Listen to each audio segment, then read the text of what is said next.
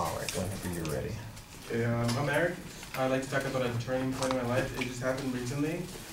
Just like hundreds of other Americans, my mom lost her job. Just in May the 2nd. She came up to me, she was crying, telling me that she had no clue what to do. You know, she's a single mother, she takes care of 3 of us. So literally, it felt like I got slapped across the face. I was confused. I was like sad. I was wondering, you know, when you get slapped across the face, I wonder why you did it. Like, did I deserve this or something? So I had to come up with a plan. My plan was to get a couple of jobs. I already had a job at a hobby shop.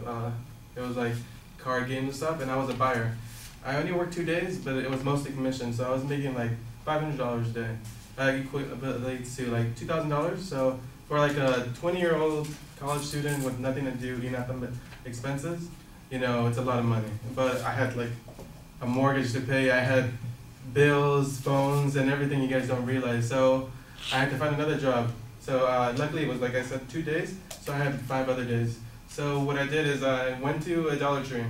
I talked to a manager. She told me for 20 minutes, nonstop, she couldn't hire me. So I literally hustled her into a job. I told her, what if I could convince one customer to buy 10 things, you choose them, and it could be anything. It could be that little thing that nobody buys, something. So she said, okay, she'll go with it.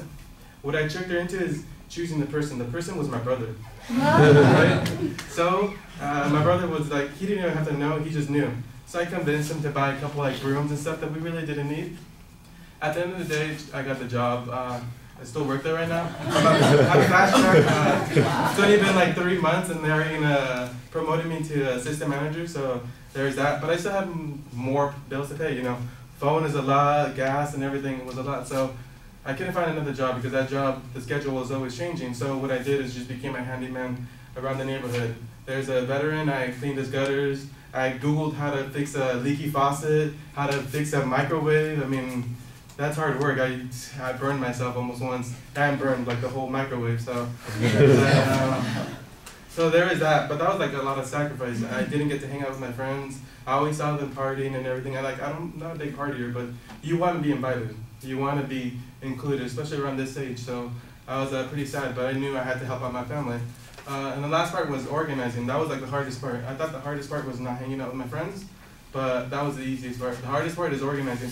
Knowing that you have the money, but you don't have it yet, and you have to organize it, plan it to see, make sure it gets around the right time, because what if like the mortgage and the phone and everything comes at around the same time, but you don't get paid that time? You have to make sure that your future income meets it, so that was like the hardest part.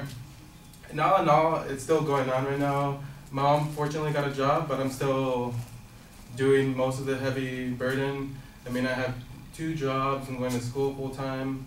I mean, it's a hard thing, so just the one thing I learned and I want you guys to know is appreciate your parents, appreciate everything you have, because you really don't know how much they do for you. I mean, you pay your phone bill, maybe your insurance, but that's not a lot. Your parents maybe pay for all your food, your bills and everything, so just appreciate yourself and others, like especially single mothers, that's what I say.